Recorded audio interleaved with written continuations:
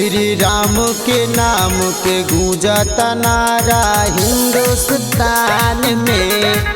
श्री राम के नाम के गूंजता नारा यूपी बिहार में। श्री राम के गूंजता नारा यूपी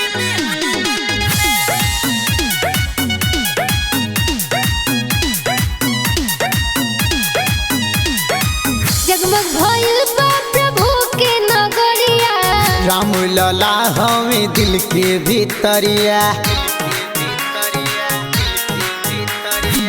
भक्तन के भीड़ होला राम मंदिरिया, मोर श्री राम जी के लागे न नजरिया। भक्तन के भीड़ लागल बा प्रभु के नगरिया में।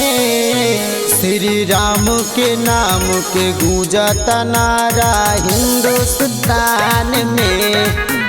श्री राम के नाम के गूंजता नारा यूपी बिहार में।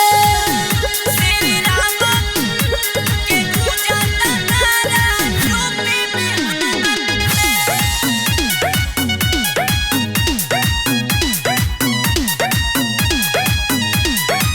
चारों ओर गूंजता जय जयकार हो। पावन बदीन पूजेला संसार हो। कोटि जल पाप जय लाइन के नाम हो। गुगु राजेश बोले जय श्री राम हो। राखीला बतिया तू अपने ध्यान में।